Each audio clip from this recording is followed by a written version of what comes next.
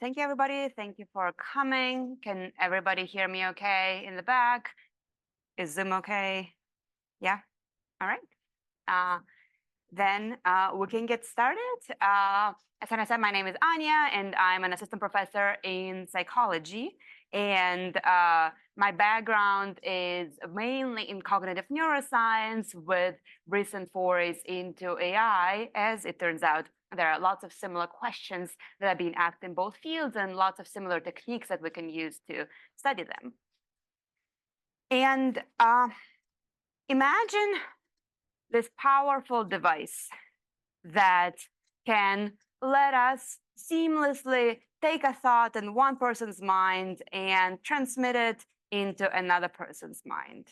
Well, we have this device, it's called language. So I can go outside, see the beautiful blue sky in Atlanta today, say the sky is blue, and you will have a picture of a blue sky in Atlanta in your mind. And this is something we do all the time. Of course, I'm transmitting information directly into your brain right now. And we often don't appreciate just how powerful this tool is and how much it has done for human culture and human civilization.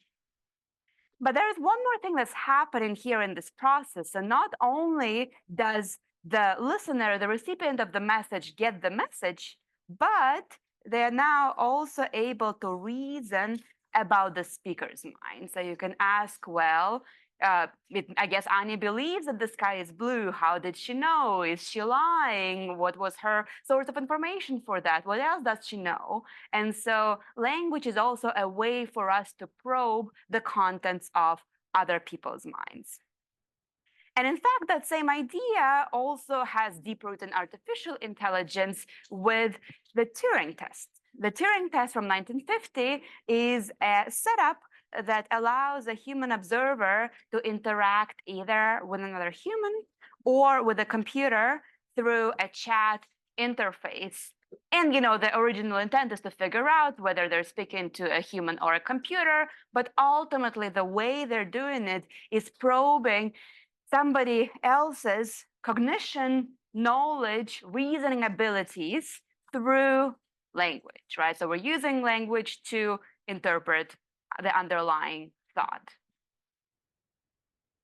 And this link has been made even more prominent with the development of large language models. So these models are neural networks that are trained on large amounts of text, pretty much the entire internet these days. And they're trained with this very basic objective, the next word prediction task. So the fox chased the blank. Maybe a model would predict that rabbit is coming next as a plausible continuation.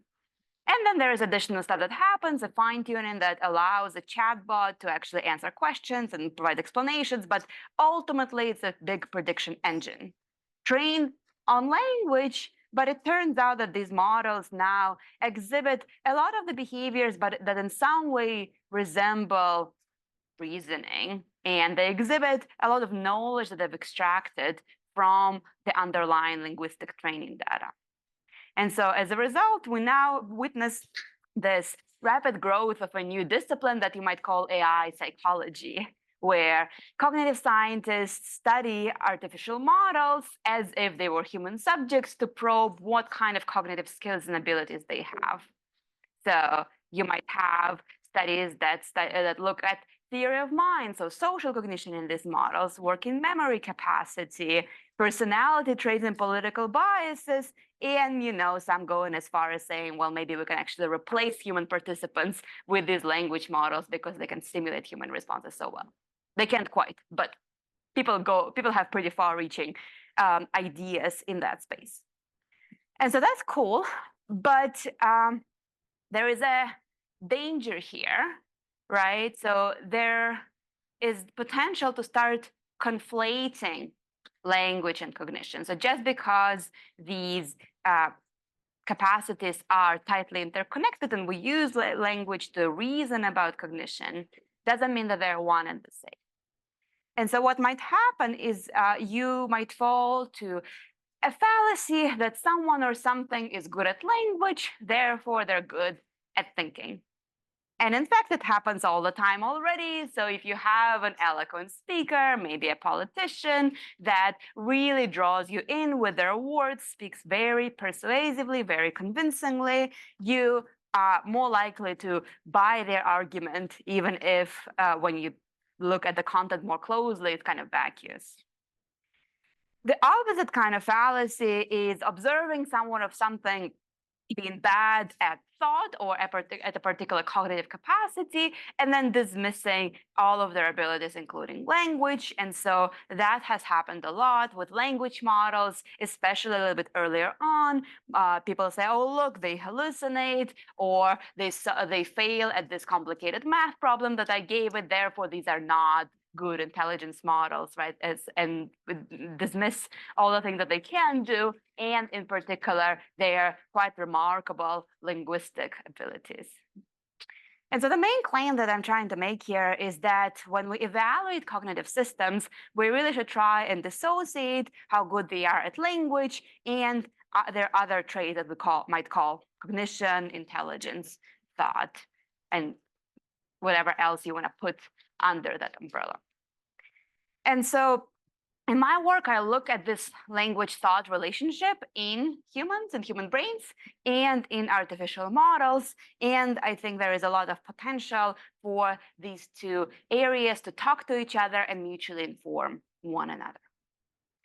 In the talk today, I will first give you a background saying why we think we should separate language from other kinds of cognition in humans by talking to you about the language network.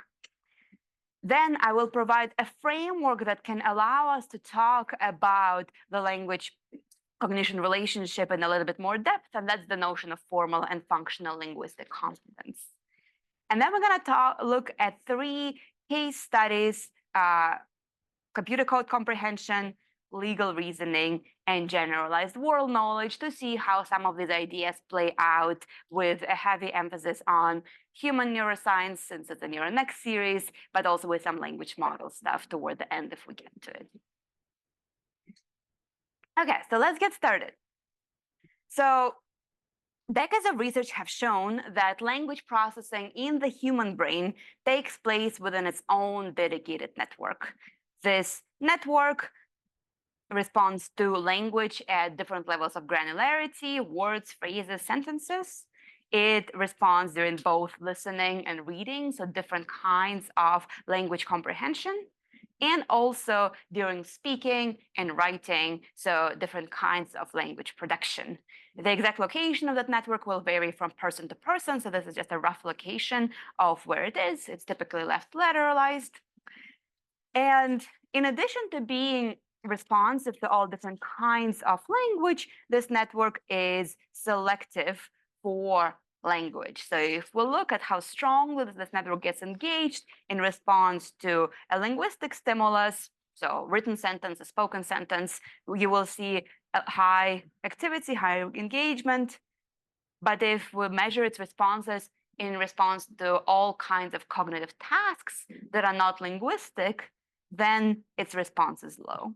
And that applies to math and logical reasoning and problem solving, different kinds of conceptual knowledge, etc. This evidence from brain imaging is also corroborated from studies of patients with damage to the language network. So people who have really extensive damage to their left hemisphere that essentially took out the vast majority of the language network, they, of course, have severe problems with all different kinds of language comprehension and production. This phenomenon is known as global aphasia. But if the damage is primarily limited to the language areas, they exhibit unimpaired performance in all these other different kinds of cognition, such as arithmetic and problem solving and reasoning about cause and effects and about other people's state of mind. So evidence from both brain imaging, fMRI, and from global aphasia suggests that the language network is selective for linguistic inputs and outputs. But that's not the end of the story. Of course, the language network doesn't operate in isolation. So First of all, you need to get the information into the language network somehow, right? That's kind of a given. So audition for speech, vision for written language or sign language. But then even after that, we have this language network that's responsible for core linguistic knowledge. And then we need to make sense out of the words that are being spoken to us. We need to integrate with the rest of the information that we know and maybe to reason over it. So then a whole host of other networks gets involved, such as regions responsible for social knowledge and reasoning, general modeling of the situation, keeping track of different agents in the scene, a whole host of other regions responsible for domain-specific world knowledge, including knowledge we might acquire through our senses, a network responsible for general cognitive tasks, so problem solving and executive control, and putatively some regions may be responsible for semantic tasks specifically. And what's happening is that there is a constant flow of information between the language regions and all of these other networks that together enable us to use language to do things in the world. And so what we can say is we can say, well, look, we know these are all different capacities. So how are they interrelated? What are the mechanisms supporting them in humans and in artificial systems that are using language? Are they using language in a human-like way? And so what we can do, we can group these capacities into two categories. One is formal linguistic competence. So these are language-specific computations taking place in the language network in humans that allow us to interpret language according to the rules of its grammar and its vocabulary. But in addition, we also have functional competence, which is a whole host of non-language specific abilities. These systems can operate over non-linguistic inputs. If you're showing people a movie with the relevant content, the systems will come online. But in order to use language to do things in the world, to interpret the meaning of what's being said to you, you need all these other systems as well. So to give you an example of formal competence is maybe a sentence like, the keys to the cabinet are on the table, knowing that the verb here is are and not is. That's an example of formal linguistic competence that requires you knowing the rules of English syntax. And surprisingly, this actually has been quite easy for language models, starting pretty much as early as GPT-2 and definitely GPT-3. And it's a remarkable scientific and engineering breakthrough. People these days are so focused on AGI that the linguistic abilities of these models actually are taken for granted. But it's really non-trivial, and it's not something that linguists were expecting, being able to extract the richness of grammatical rules for English and many other languages just from pure text data. That is a really non-trivial achievement that tells us a lot about language as a cognitive phenomenon. On the functional competence side, we might have an example like this. 6 birds were sitting on a tree, 3 flew away, but then 1 came back. There are now 4 birds. So 4 is a word. So if you're predicting this paragraph one at a time, you will need to find the appropriate word form. But in addition to that, you also need to perform some basic calculations. And so this basic math is an example of functional linguistic competence. And this is where it can be challenging for language models. If you give them this example, they will be okay, in part because they've seen this many times. But that's some of the functional competence domains in mathematical reasoning and social cognition is where you see their performance start to break. And even when they do succeed, it might be for the wrong reasons. So their success might rely on memorizing the answer or figuring out how to solve this narrow class of problems without generalizing to a broader class, and just kind of figuring out some heuristics from their training data. And so one thing that the AI community has realized is that just scaling these models up and just leveraging next word prediction to its core is no longer enough to improve functional competence. And so these models are now being fine-tuned on specific tasks and sometimes augmented with additional modules beyond just language, kind of like what we have in the human brain. And so that shift is already apparent in AI, even though still many people try to have a model that kind of does it all in one go. And so one example that might be helpful is, this is the language network. This is another network that we call the multiple demand network or the frontoparietal network that is responsible for general reasoning and problem solving. So in general, the harder the problem you're trying to solve, the more your brain hurts, bless you, the more activity we will see in that network. And so in response to, say, a bird problem, what's going to happen is that you're going to read the description here. It's going to flow through your visual cortices into the language network.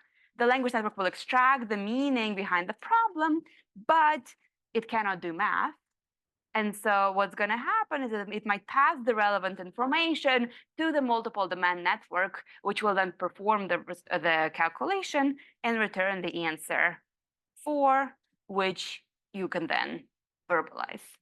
So we see an interaction between these networks using this simple example, and we think that it happens for the vast majority of linguistic behaviors. Any questions at this point? Yeah.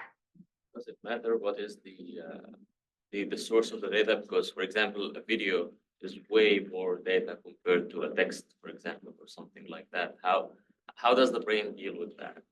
So the language network is selective for linguistic information, and we'll see going forward how much we can push that selectivity, right? Whether we have a kind of exceptions to it. But in general, information from videos, it flows primarily through visual cortices, right, from low level to higher level, and you know, if you think that it's the amount of information that matters, then you would expect kind of the opposite. You would expect the brain region to respond more to videos than to language, because language is more bare bones. But in the language network, we see a flipped result where it prefers language or other non-linguistic kinds of inputs. Yeah. I'm not so familiar with this.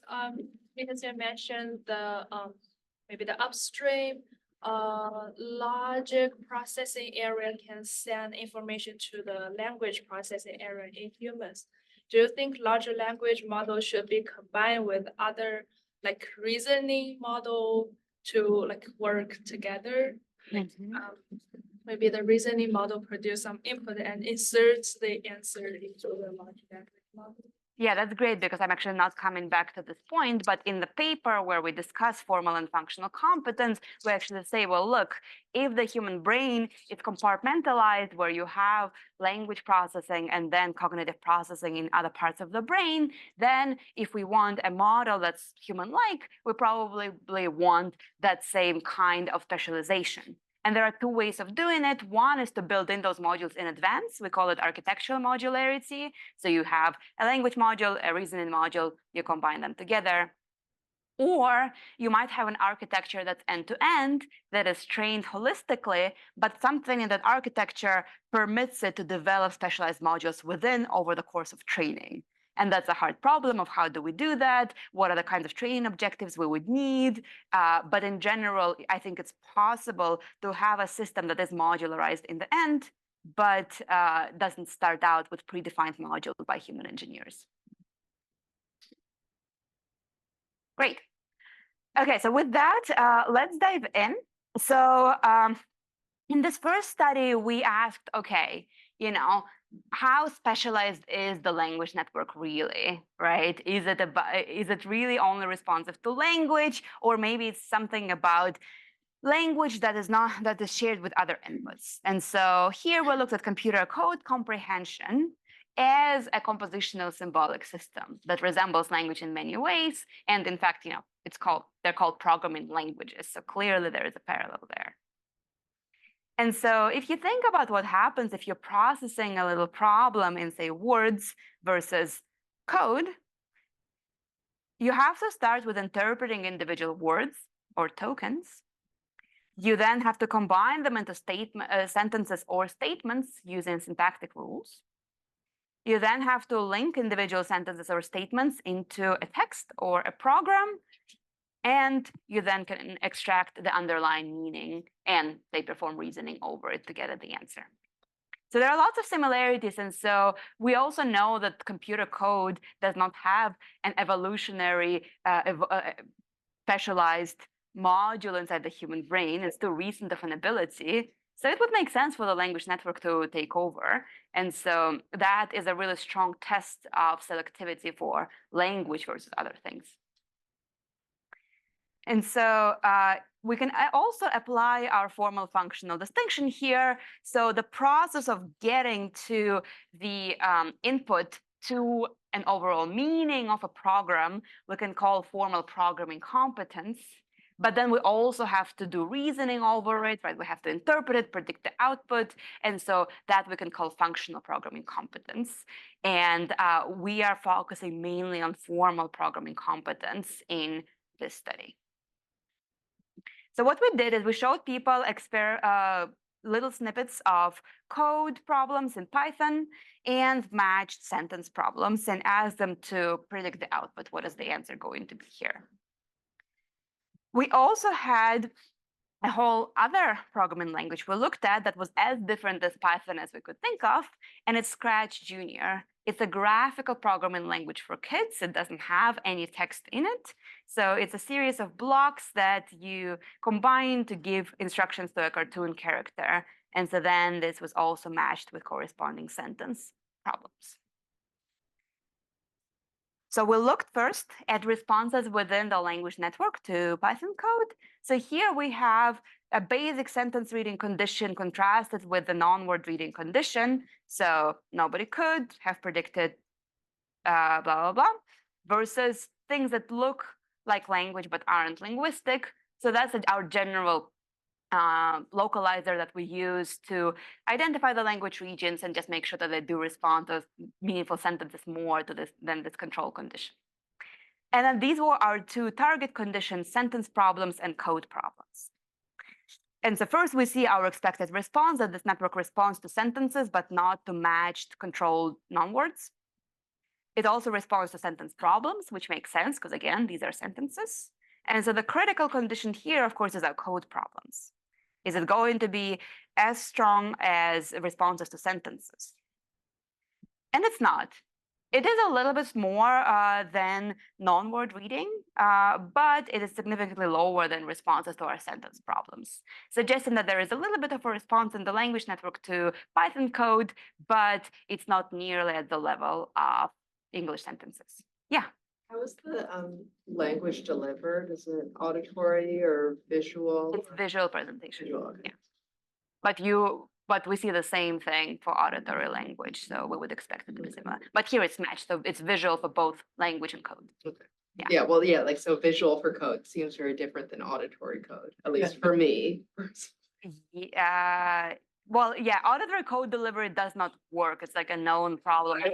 Yeah, which is very interesting because there are a lot of insights that can be gleaned from psycholinguistics in order to design maybe programming languages that will be easier to comprehend auditorily. But that's a whole other tangent. Yeah, yeah. Is the network trained on language, sentences, Python code, or both?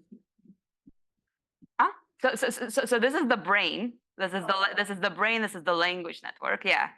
So most of the stuff I'm talking about for the next whatever 20 minutes is brain responses. Yeah.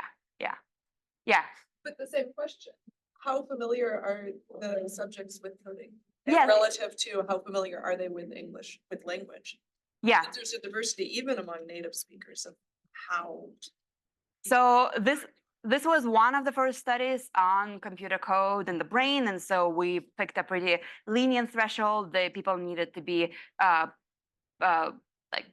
like proficient with Python, but we didn't impose any strict criteria in terms of how long they needed to know it. I think our lower bar is 1 year, and so that's the minimum. But of course, it's usually more. We've collected that information. We've tried to look at individual differences, but the sample size is simply too small, so I wouldn't make anything out of it.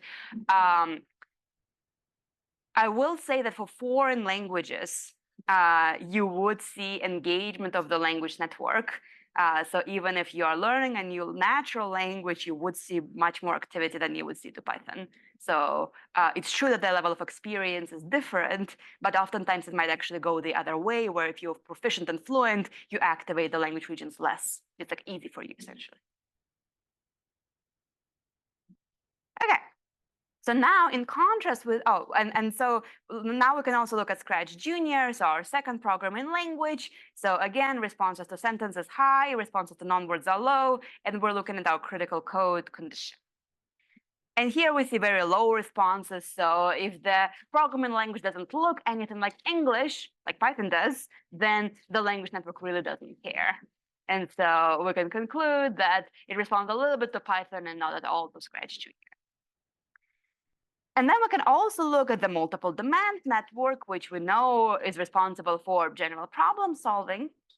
And so in contrast, it has really strong responses to code problems. So first of all, it responds to sentence problems as well, which makes sense because they are performing reasoning. It's math problems in half of them, string manipulation in the other half. But then we see this additional response in code problems suggesting that code interpretation, right, as a formal programming competence, also loads on the multiple demand network. And so we see this for both Python and Scratch Junior, right, where in Scratch Junior, the gulf here is even larger numerically. Yeah. Correlation of those two networks. Not in this study. So the question is, have we looked at the co-activation? Let me wrap up this part and then we'll come back to this. So to sum up these results, we see a little bit of a response in the language network to Python code and not at all for Scratch Junior. In contrast, the multiple demand network exhibits robust responses for code comprehension specifically to both of these languages, suggesting that that's the main network responsible for extracting meaning from computer code. And then in some follow-up work, we actually did some decoding using code embeddings from a code neural network model, showing that both of these brain networks have information about the identity of the computer program that's being read. So information is there to some extent, but then another research group did some follow-up analysis suggesting that probably what's happening is this kind of false recognition situation for the language network, where we see an initial activation and then a drop. So it's like, oh, is it language? Oh, no, it's not. So that's our best hypothesis as to what's happening. And then, of course, for Scratch Junior, you don't see this false activation because it looks nothing like language. So the false alarm didn't happen to begin with. This doesn't fully answer your question, but it kind of goes in the same direction of what is actually going on there.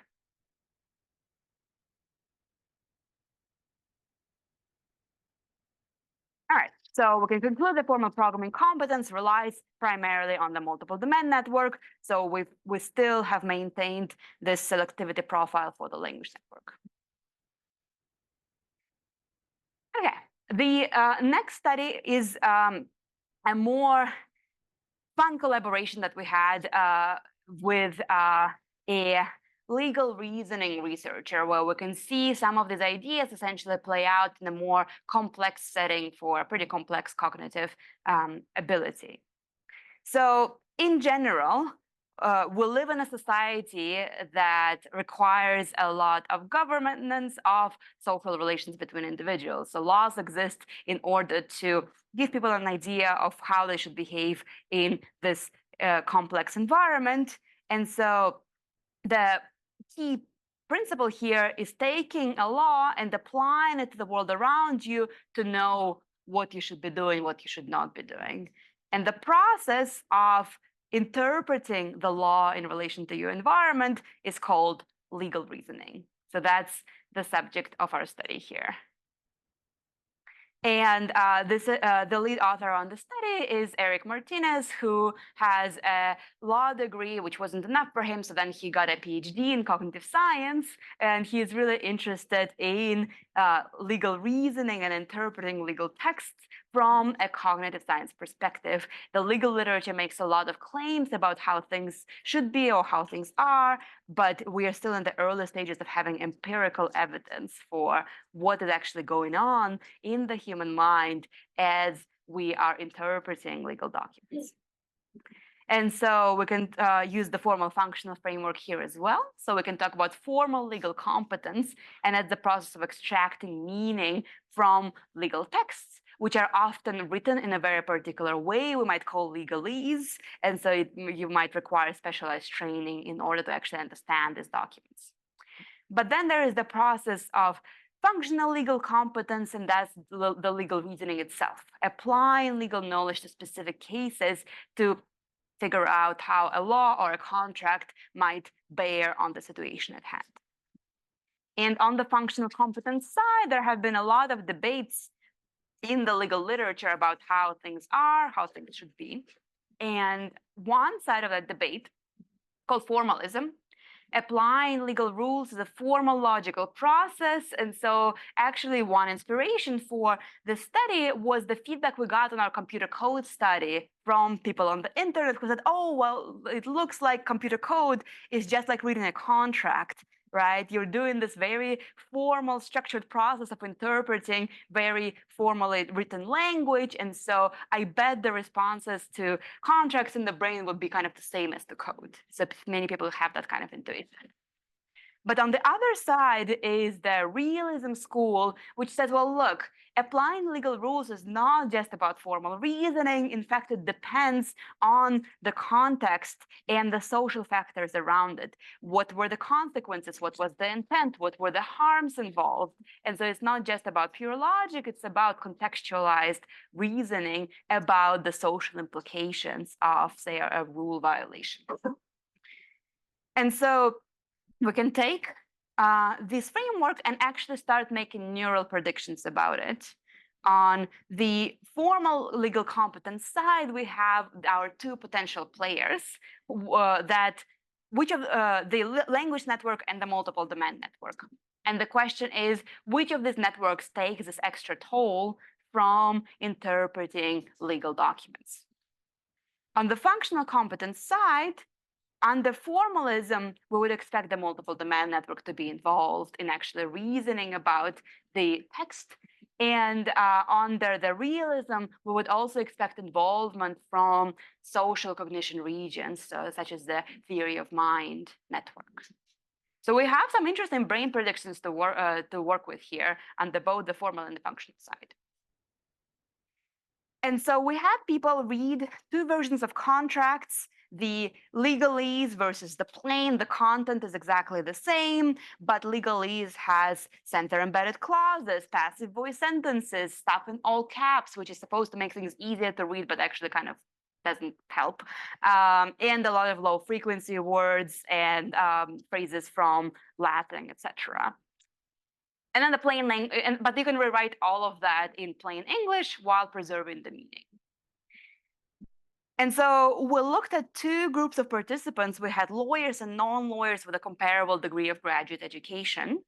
And we looked at responses in the multiple domain network to legalese and plain. And we saw that there is indeed an increased activation in both groups to legalese versus plain, suggesting that indeed it takes an extra cognitive toll to process legalese contracts relative to plain, even if you have a lot of experience. So even lawyers show this effect. And then we can also look at responses in the language network. And here we actually see a difference in the lawyer group, but not in the non-lawyer group. And essentially suggesting that specialization for reading legal text that does emerge manifests in the language network. So we see more involvement here. So we see the multiple domain network engaged across both groups of people, and the language network engaged for lawyers specifically. After they've read the contracts, we had people read scenarios about a real situation where that contract was in play. And so say there are two roommates with a rental agreement, and now there is a conflict. And our participants had to answer different questions about the resulting situation and the applicability of the contract. And so we have them grouped into a logic category, a moral category, and different kinds of legal questions. And so we first look at responses in the multiple domain network. So first of all, we see strong responses to a logic question, which was just like a math-related problem, and nothing in response to a moral question. So that's good news for us because it means our positive control and negative control are working as expected. And then the responses to the legal questions were somewhere in between. So first of all, we see that there is heterogeneity in between different kinds of legal questions, suggesting, as maybe is expected, that legal reasoning is not this one monolithic thing. There are many sub-processes going on. And we see some engagement, but it's not nearly as strong as to logic questions. And it's matched for difficulty, so difficulty is not the explaining factor here. And then we see the same pattern of responses as now in our non-lawyer group.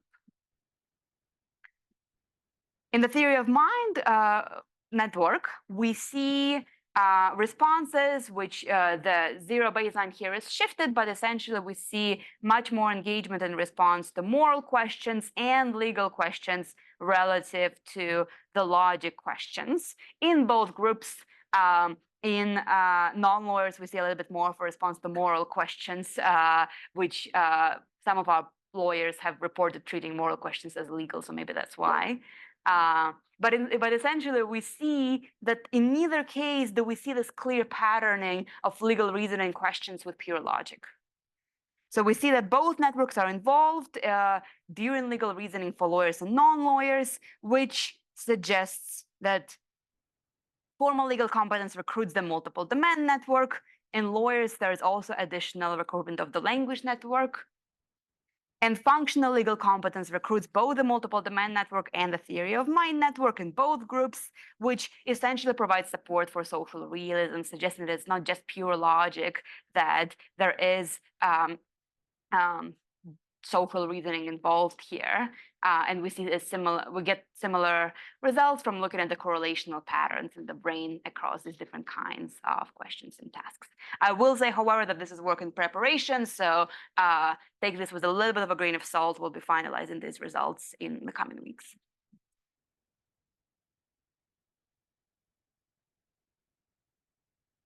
All right. And so now we are moving on to generalized world knowledge, which is perhaps the domain I'm most excited about. It's also the messiest domain where we really start to see difficulties trying to separate out language from knowledge and language from reasoning, just because they're intertwined so much. And so I think this is a very exciting area to be working towards. So we'll talk about whatever we have time for now. But then, I hope that a lot of my future work will be in this domain as well. So language has a lot of information about the world. So models trained on language will learn a lot of stuff just by memorizing different words or tracking co-occurrence patterns. So factual information like Paris is the capital of France or birds lay eggs, that can be learned directly from the text.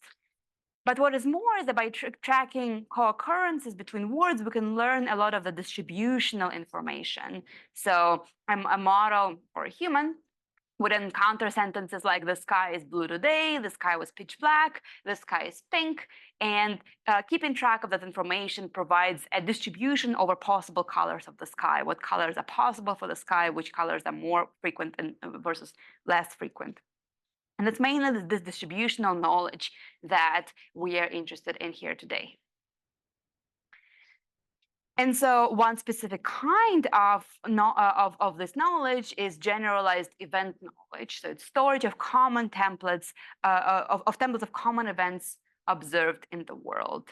So the fox chased the rabbit is a good, plausible event. The rabbit chased the fox, less plausible. The fox chased the teacher, also not very plausible, but possible, right? So these that don't violate any fundamental rules of the world around us. And so because all of this information is in principle could be available in your linguistic input, and lots of information like that we learn from language instead of direct observation, we ask, does generalized event knowledge rely on the language network? And so here we're first referring to the language network in the brain. And so we show people sentences like the fox is chasing the rabbit versus the rabbit is chasing the fox. We also showed them line drawings of these same kinds of events and had them do one of the two tasks in different blocks. So one is a semantic task. So is the sentence or picture plausible or implausible? And the other one is a perceptual control task. So the stimulus is just moving on the screen left or right, very slowly. You have to report which way it's moving. And so our hypotheses were, well, the language network is not engaged in pictorial event semantics. It cares about language, not meaning. So it wouldn't care about pictures, it would only care about sentences. Alternatively, the language network cares about meaning, and therefore it would be engaged in pictorial event semantics, maybe just as much as in sentence semantics. And so we'll look at responses in the language network. We see high responses to sentences during the semantic task. That makes sense. Sentences extracting meaning. We see low responses to both stimulus types for perceptual tasks. It's a hard task. They're tracking it on the screen. They're probably not even thinking about the meaning. So we see low responses. And so the critical condition here is pictures during the semantic task. Is it going to be high as for sentences semantic or low? And we see this result as something in between. And so we didn't get a conclusive resolution to our hypothesis here. So we have to say like the language network is somewhat engaged in pictorial event semantics. There is some response, but it's not as strong as for sentences. And we replicated this result across multiple experiments. We see a similar picture emerge in naturalistic stimulus comprehension, so listening to stories versus watching movies. We see a similar kind of drop-off, but no engagement for, say, music stimuli. We don't see the same kind of response for single objects categorization, though. So asking, oh, does this animal live in water, or can this object be found in the kitchen? The response in green here is very low. So maybe it's something special about events that is causing this response in the language network. But also we have this really valuable piece of causal evidence from 2 participants with global aphasia who have really severe language deficits, alongside 12 age match controls that we had. So for sentence picture matching task, asking which of the line drawings goes with a sentence, they perform a chance or near chance. So these are 2 participants with aphasia. These are controls. So that makes sense. They cannot process language properly. They're bad at this. In contrast, for picture plausibility judgments, they perform at the level or close to the level of healthy controls, suggesting a dissociation between their linguistic skills and their event knowledge. And so this causal evidence helps us draw an overall conclusion that the language network is recruited, but not required for pictorial event semantics. But that still doesn't answer the question, okay, like why is it recruited? But actually, before I get to that, so one other question you might ask, okay, the language network does not does have a preference, but other brain regions that respond equally strongly to verbal and pictorial semantics. And the answer is yes, there is a set of brain regions that we're finding that actually seem to care about semantic tasks, regardless of whether it comes in form of sentences or pictures. And they are separate from both the language regions and the multiple demand regions. And so happy to talk about that more. This is a work that we are also preparing to put out currently. So stay tuned for semantic processing in the brain. Okay, and the second question that lingers from that conclusion is, okay, why do we see this response in the language network to pictures? What is it doing here? And one explanation, well, is just task irrelevant activation. You see this, a picture, fox chasing rabbit. You have activity for fox, for rabbit, for chasing, but it's not helping you do the task. An alternative explanation is that, well, the information that you've extracted from language actually is helping you do the task by tracking those distributional input properties of the input. You can reason about event plausibility. It's not the only route, which is why people with aphasia can still do it, but it's a possible route for solving the task. And so we don't have a definitive answer as to which of these explanations is correct. But what we can do is we can start following up on the second explanation, asking, okay, what about language models trained on purely distributional properties of the input? Can they do this? And so that will be an existence proof that it is possible to solve this task with distributional language information alone. And so we looked at language models along with my colleague here, Karina Kauf. What we did is we had minimal sentence pairs. So we gave models sentences like the fox chased the rabbit versus the rabbit chased the fox. And we looked at how likely a model judged a particular sentence to be.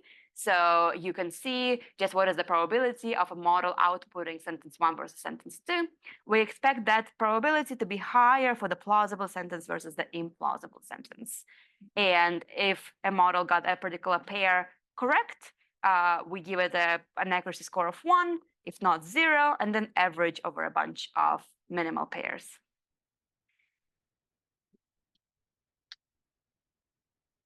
And so we did it for two kinds of sentences. One is animate-inanimate interactions. So the teacher bought the laptop versus the laptop bought the teacher, which essentially means that the second sentence is impossible. It violates the animacy restriction on the verb. And so here we see that the language models in green here actually perform close to the ceiling and close to humans, who are at ceiling here.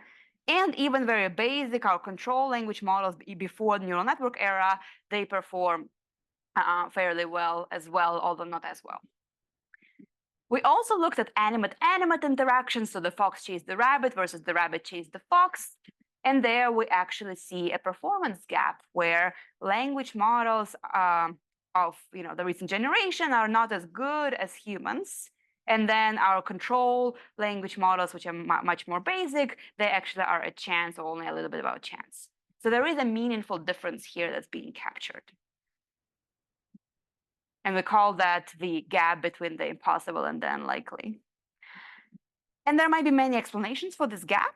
Well, if we go back to the formal functional distinction, we might say, well, maybe these selectional restrictions on the verb, knowing that bought requires an animate subject, that actually might belong to formal linguistic competence. And that's why models learn it alongside with general grammatical rules. Versus knowing that the rabbit chased the fox, here it doesn't violate any linguistic rules per se. It is more about the graded event knowledge that we have about the world. And so that maybe we can put that into functional linguistic competence. So we can start using this framework to tease apart different processes, different aspects of general event knowledge. And I should start wrapping up here, but to finish up the event section, does generalized event knowledge rely on the language network in the brain?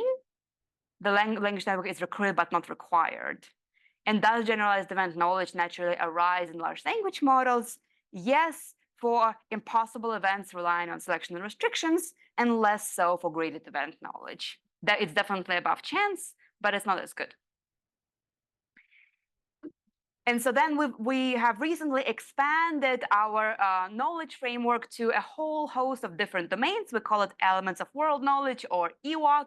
We've looked at a lot of them. Specifically, we're leveraging here contextual knowledge. So the fox chased the rabbit, there you can solve that problem just by memorizing. If you just have those sentences in your training corpus, the model will be able to tease them apart. But here we have sentences like Ben and Alok are friends versus Ben and Alok are enemies. And the sentence Ben and Alok are friends is plausible in the context of Ben likes Alok, but implausible in the context of Ben hates Alok. And then the enemies one is the flip, so the context determines the plausibility of the target sentence. And so we tested a lot of different language models from Hugging Face, the open language model repository, on a lot of these domains. And we see that our best performing domain, social interactions, the later generation language models actually achieve good accuracy. They are close to 1. Whereas on spatial relations, we see models performing much worse overall. This bar here is the human ceiling. So we see that humans here are not quite perfect for some interesting reasons, actually, but there is a huge gap between humans and models here, which is the main thing we care about. And we can do the same thing for a bunch of different domains. The main takeaway really is that social interactions and social properties are easiest for models, and knowledge about the physical worlds of physical relations and spatial relations are domains which models struggle with the most. And overall, it's interesting that you see, like in general, all models kind of cluster together. Of course, there are differences between them, but overall, domains that are hard for all models. Domains that are easier for all models. And so we show here that basic world knowledge in language models varies drastically by domain, with social knowledge being easier than physical and spatial knowledge. And the goal here is really to create a framework. So we have ways of generating new sentences with those same templates. There are ways to expand it to potentially new domains. So if there's any interest in this kind of world knowledge framework, we're happy to talk about expanding and building upon it. But to conclude the talk, formal linguistic competence is knowledge of linguistic rules and patterns.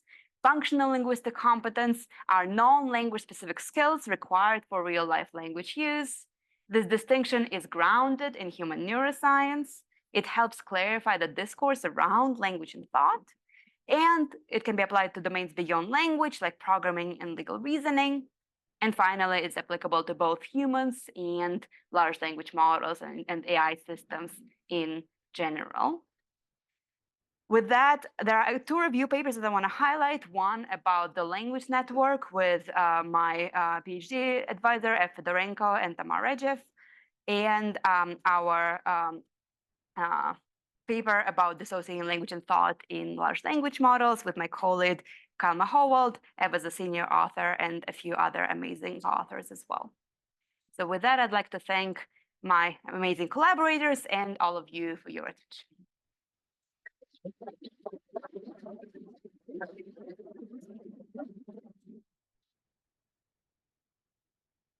Yeah. For the world knowledge question, I wonder if you're able to differentiate between sentences that are plausible and likely to be expressed versus sentences that are plausible that you would never like see them on the internet. Yeah, and there is a little bit of work on that. So the question was sentences that are impossible versus possible versus like common, right? Frequent, or describe events that are impossible, possible but rare, possible by frequent. And so language models, at least, you know, up to like a year ago, but probably still are good at distinguishing common and uncommon events and bad at distinguishing uncommon versus impossible events, which is kind of what you would expect because they are statistical models that extract regularities from the input. There is another paper came out recently that tries to bring the distinction one step further and say there are also impossible events and inconceivable events. So impossible events is like I don't know, like an elephant flying up in the sky, versus inconceivable is like colorless green ideas sleep furiously. So you can't even imagine what it would look like. And so that gradient might actually be even more fine grained that we've used originally. But it is a very useful distinction because that's exactly where we can break past the statistical regularities that govern language models and, you know, to some extent govern humans too. Yeah. I'm really interested in the fact that the large language models were most deficient in physical and spatial. Least efficient. Yeah, They struggle the most. Yeah. Yes. Have you looked at activation in the core language network in humans in terms of physicality of the sentences or its relation to movement? Yeah. So kind of in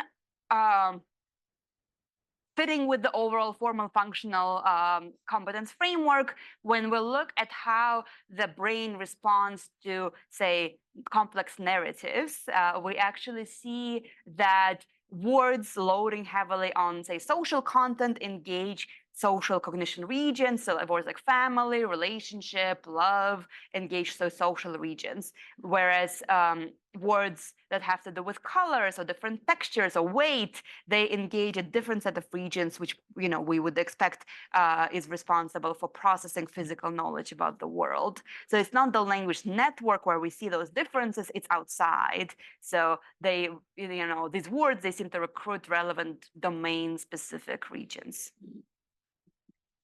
Yeah. Can we go back to the EVOC slides with the With the results? Yeah, the neural network performances. What are material dynamics? Because that one, like, it seems to do pretty well. Right next to the social property. Yeah. So material dynamics is I have some cloth. I watched it rip versus I have some, I don't know, milk. I watched it rip. And so these are the kinds of properties we're looking at here. And with this example, you of course can see that a lot of that information can be recovered from simple word co-occurrences. So just looking at cloth and rip together versus looking at milk and rip together, that can give away a lot of that information. And so that's probably why it's easier. The sentences in this domain are very short, right? So here there are a bunch of factors other than the domain itself that will influence LLM performance. We have looked at them. I used to have like a little disclaimer down here. So these are things that you might, some of that have to do with formal competence maybe. They explain some of the variants, but not all of the variants. The domain still contributes on top of those differences in sentence length and basic word co-occurrences. Yeah. So Python experts might have activated that network less. And then when looking at the legal data, lawyers increase the activation versus non-legal grad students. Within legal, do you think that there's a scaling based on level of expertise that non-expert to expert lawyers, but then within lawyers, there's variability based on how proficient they are with the legal system, etc., leading to less activation from higher experts, similar to Python experts. Let me give you an example from a different domain that I think will help. So work from EVS by Simon Malik Moraleda, who is defending in a week or something. She's done a lot of work on bilingualism and multilingualism. And so there, what she's finding is that so polyglots, people who speak 5 or more languages, they have activation in the language network that essentially goes like this. The better you know a language, the more activity you see in the language network, except when it's your native language, when it drops. So there's a meaningful difference between your native language and other ones, but kind of the better you understand the language, the more activity you will see in the language network. And the multiple domain network, essentially, the better you know the language, the less you need to activate the multiple domain network. And if you experience speaking a foreign language, and if you don't know it very well, your brain gets tired. That's the multiple domain network getting engaged. But if you're fluent in a language, you will not experience that. And, your multiple domain network is no longer active. So we see these kinds of trade-offs. They're not necessarily linear, right? And so from the lawyer data alone, it's a little bit hard to say what exactly is going on here, but we might expect some potentially nonlinear curves where we see first language network getting specialized. So we do see this increased activity, but maybe later on it actually drops again because it becomes easy. And so you don't need to engage it as much. So hard to say, but I think something like that is possible. Yeah. For the first example, does it matter for the language used? Is it more interpretable or not? So for example, Python is relatively readable compared to C or something that is more machine native compared to human native. Was there any work that you know of along those lines? Yeah, so the work I was referring to is from Marina Bedney's group at Johns Hopkins. And so they're the ones who put forward this hypothesis that the language network has this like false alarm response to Python, which leads it to activate a little bit, but not at all. So if that's true, then we would expect some kind of gradient where the more English-like the language is, the more activity we will see in the language network. And so, how do you quantify English-likeness? That's where, it might get a little bit tricky, but that's roughly, yeah, so I would expect essentially all programming languages to fall somewhere in between Python and Scratch Junior, right? The most English-like and the least English-like. Yeah. So regarding like the fox chase the rabbit example, so what kind of prompts are you using? Because I feel like with the right kind of prompt, you can get the right kind of answers. Is the prompt calculated or taken into account for these kind of? So for those, for that initial study,